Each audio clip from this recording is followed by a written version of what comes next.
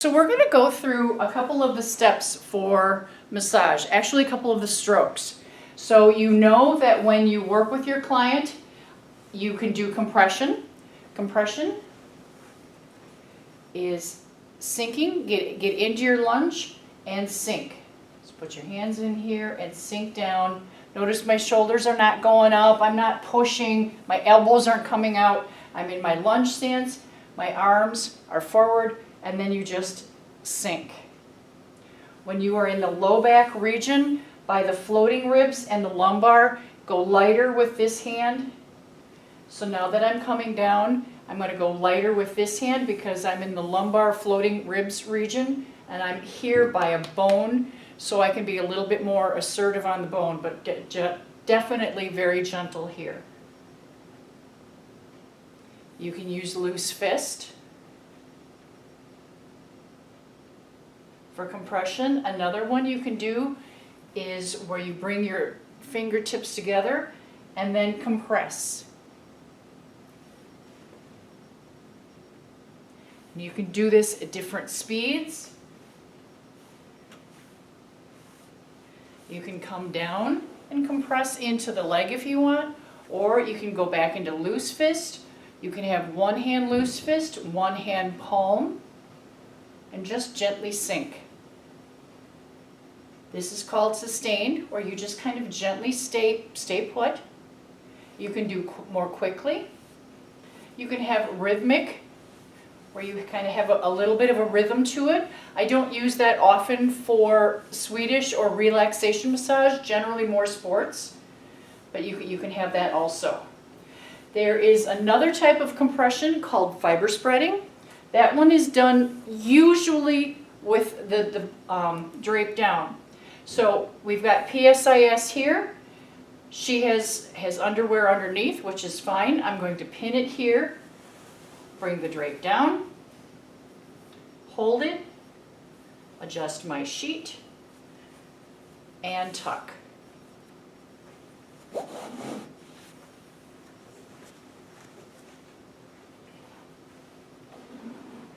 Fiber spreading is one of the few strokes that you do cross table. Get into a nice lunge position. I'm going to put my hands are coming over the spinal column. The spinal column is right here. It's in the center, usually easy to see. So I'm going to just come across it. And when I get across, this part of my hand is going to sink into the little groove, but I'm going to use my whole hand, sink, and then my direction of energy is going to go forward. And you just gently slow down and feel the tissue start to relax out from underneath you. Then come up, keep your hands on your client, adjust your feet. I'm coming across so that I don't come down on the spine. I want to make sure I know exactly where it is. Come across, I'm across, so I'm going to sink my whole hand and come across.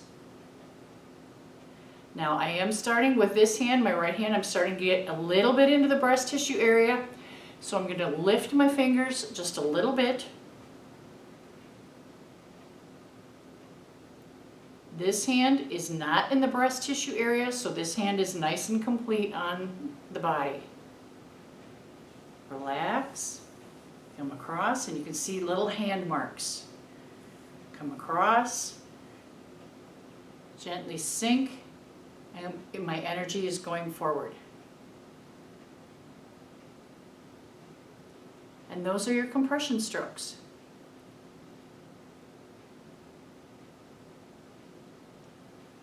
For effleurage, we have a lot of different strokes. Effleurage is generally done with lotion. Our first one, I'm going to call butterfly. And this one is a great one for spreading lotion. As you know, when you put lotion on, you never put it directly on the client. It's very rude. You put lotion on your hands and warm it up. Now what I'm going to do is get into my lunge stance, warming up the lotion. I'm coming in with both hands. I'm going to flip over and I'm going to cup my hand. The reason I'm cupping it is so that I don't give up all my lotion up here and then have nothing down here. So cup your hand, Slowly come down, and as you come down, your hand starts to flatten out. That will allow more lotion to come down here. Now I have lotion at the bottom.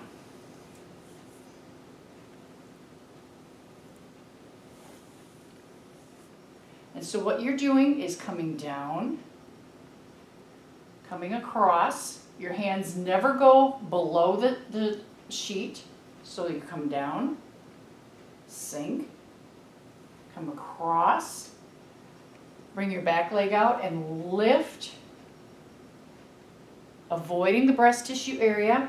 Come around the shoulders, and then very gently, so as not to hurt your hand, you can come up the shoulders.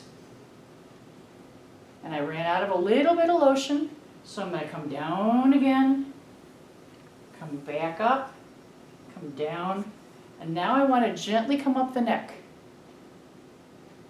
Very slowly, let the tissue fall out from under your hands.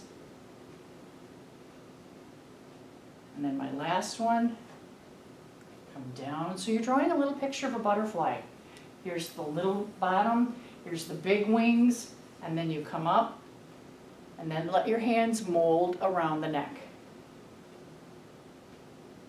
Now we have what's called shingles. It's like roof shingles, not the pathology. It's hand over hand. As my right hand goes forward, my right hip goes forward. As my left hand goes forward, my left hip goes forward. You can move and then come down.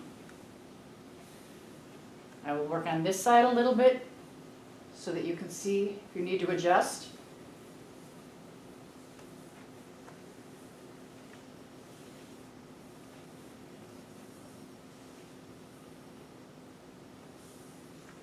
We have two-handed, where both hands are coming down at the same time. We have one-handed,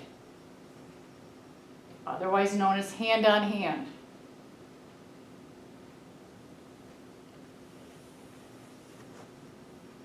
Some other strokes we have are stripping, or actually, let's start with fingertip effleurage.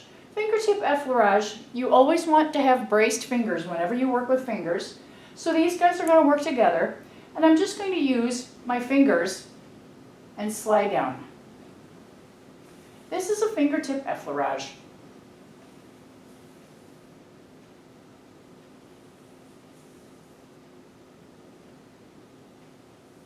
Stripping is a little bit different in the respect that stripping, you want to adjust yourself, sink down to a certain level, and then make sure your fingers go at the same level the entire way.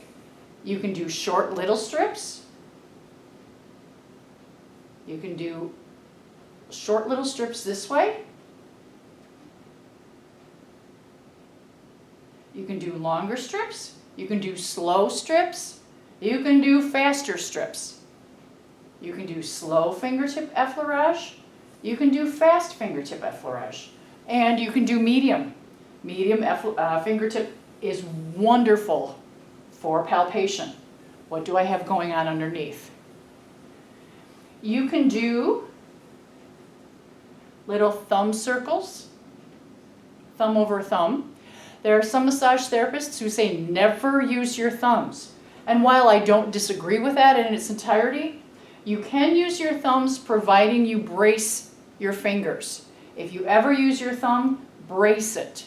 Don't just use your thumb because you can hurt yourself, and if you don't have a thumb, career is questionable.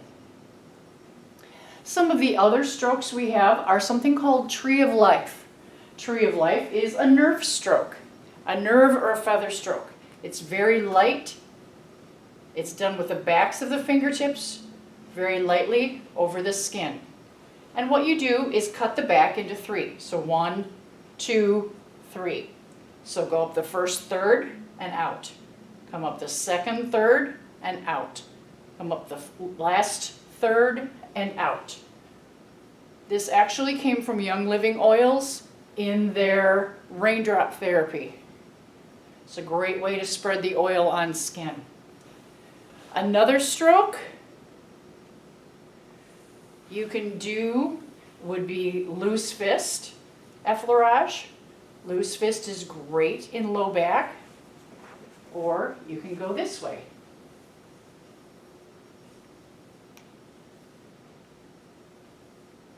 You can do two-handed. You can do shingle loose fist.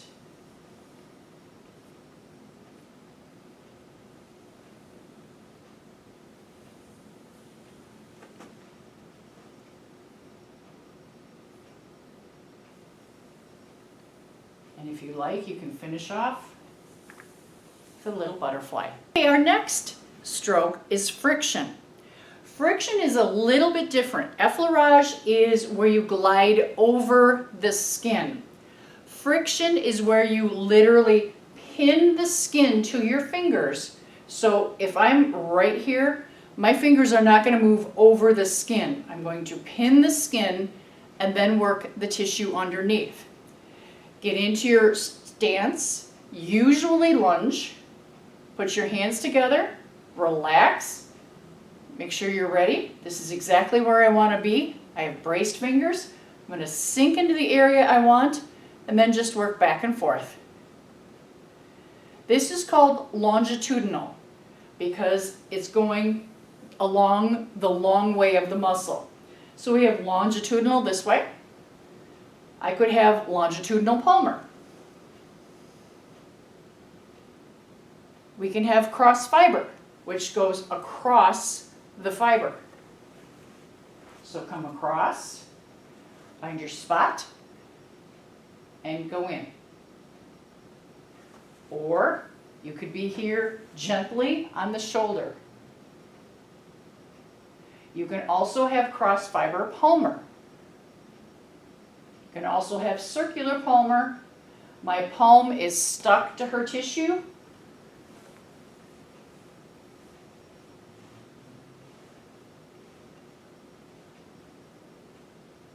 And you can also have fingertip. You could technically do loose fist. There is a stroke that we named called Effleurage. It's something you're not going to find in any book. But Deb, it's friction plus Effleurage. It's a ship name, you know, like Benifer. It's when you use friction and effleurage purposefully, but you want to find what you're doing, use your friction, and then use your effleurage to go on to the next one. I find Effleurage is great in the lamina groove. So you come in, here's the spine right here. So I come into the lamina groove, I do a little bit of fingertip, right here's a tight spot. Come down. This is Effleurage. So now what I want to do is come in, find my tight spot again, and then do some friction.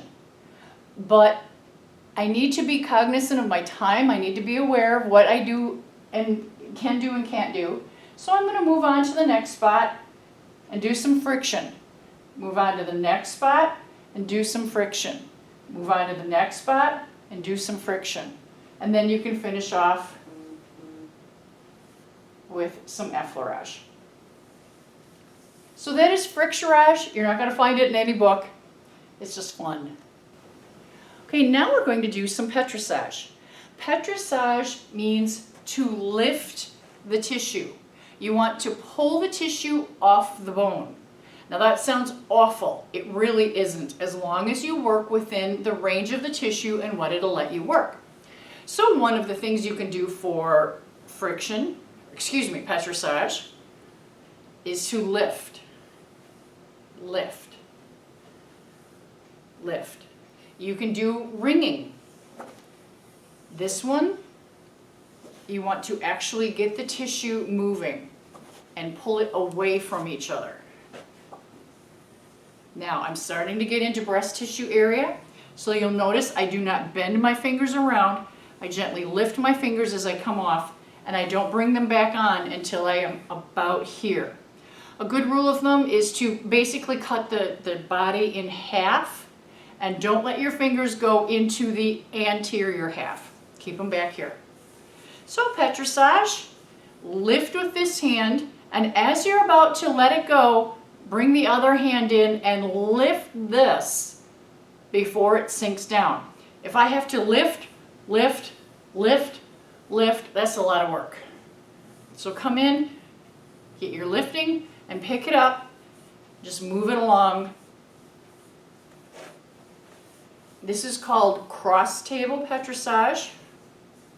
More of my favorite than, say, same side, because my thumbs are a little bonier, and it's more on the rib section. There's a little bit more meat up here than there are on the ribs. So my personal preference, both giving and receiving, is cross table Petrissage. You can have two-handed pull, sink back. You can have one-handed pull. You can have raking, R-A-K-I-N-G, where you come across like a little rake. You can have alternating rake, again done cross table. Get into your position. Again, watch breast tissue. My fingers are not underneath. They don't come onto the body until I'm posterior. You can do this in the traps. You can do pulling. You can do a one-handed pull. You can do, in the traps, you can do a one-handed lift. Come in here and just gently lift. My favorite is to use my thumb just as a pointer, as an area, and I use my pressure here, not my thumb. Sink, and then use your fingers to do the work. Be careful of the scapula underneath. You can have two-handed lift. There's another stroke for Petrissage. Sometimes this works when people are very matted and you just can't get tissue moving at all. It's called Pac-Man. I'll show you from this direction and then I'll go on the other side. Pac-Man is you have your pack person, the little eater hand. Then you have a loose fist, which is to feed the hungry Pac-Man. So you come in, you're going to gently bring the tissue up, and now you're going to bring this guy in to feed.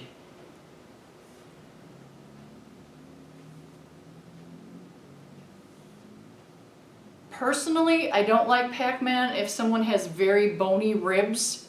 It works very well with someone who has more meat on their back. But you can also see how they're getting red. This one is done well in horse. Let me show you on this side, if you can see it. Get into your stance. This is my eater hand, and this is my feeder hand. Come in and gently lift.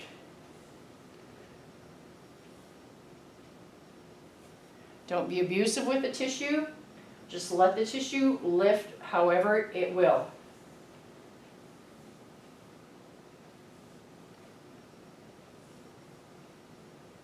Okay, rocking and jostling. There are a few different kinds of strokes that we can use for that. A lot of times we do that when the person is more covered, because the last thing you want to do is start moving them and run the risk of exposing. So rocking and jostling you can do when they're covered. You're going to want to get into your stance and then just gently use your body to rock your client. Then as they get their momentum going, they'll start gently rocking on their own. So you can rock, you can jostle, not one I use very often, maybe more for sports. You can do some shaking, which is a leg is a good place for shaking. So you can do some shaking. You can shake the foot, you can move the foot and shake the calf underneath. You can do bouncing. Bouncing, just gently hold onto the ankle, don't grip it, gently hold onto the ankle, do some gentle bouncing, some movement. Bounce, bounce, bounce. This is a great way to get ready for leg drape. Just kind of shake it up a little bit, bounce it around, slip your hand underneath, and then you're ready for your draping.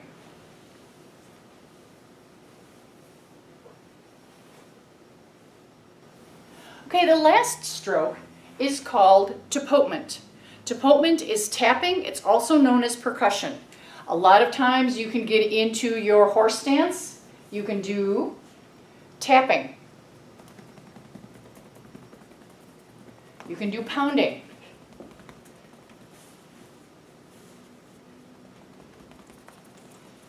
You can do cupping.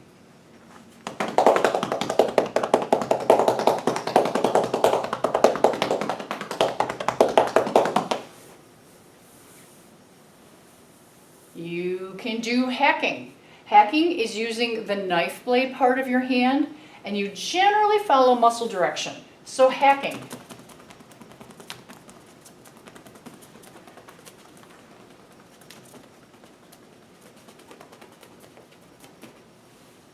There are some other percussion strokes. Those 4 are your most common and the ones that we will use most commonly in class.